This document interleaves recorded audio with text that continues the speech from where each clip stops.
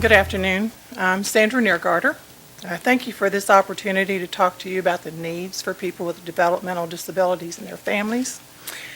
I brought with me a picture. This is my boy. He taught me how to be an advocate, so I had to bring. As you know, the national finances are in crisis, and less money for needed services are being sent back to the states. The state of Ohio has been hit hard by the loss of businesses and jobs, changes in tax revenues, and increased needs for services for people hit by the economic downturn. Montgomery County is struggling with less revenue because of funding cuts from the nation and state, plus the loss of local businesses and jobs in the devastating housing market. This affects the county income from various sources, including property taxes and levies.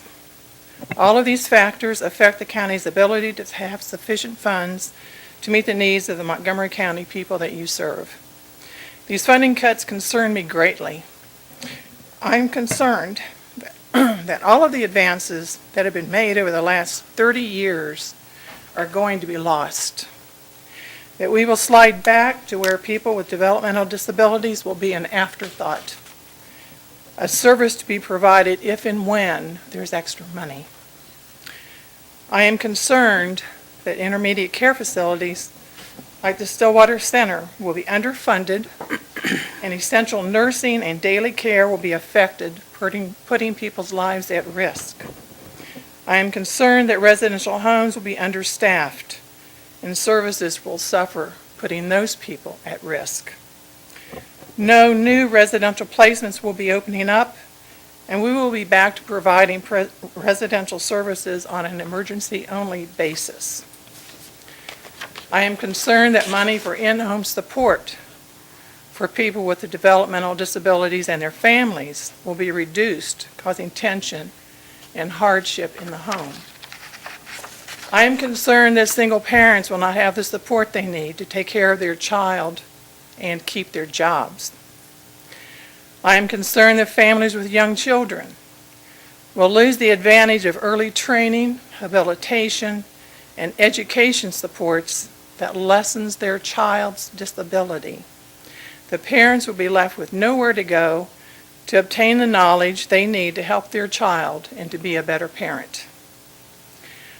I am concerned that habilitation programs and employment opportunities will be cut to bare essentials, resulting in a loss of community programs and integration. And I am concerned that people will lose the ability to have recreational and leisure activities, which brings some measure of quality to their lives.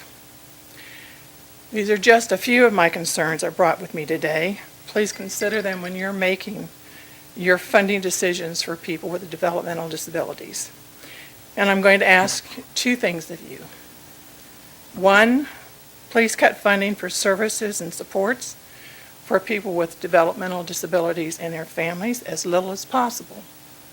And two, when the county funds start to get better and your revenues increase, I ask that funding for people with developmental disabilities and their families be one of the first groups to get their funding restored, and one of the first groups to get increased funding for programs and services.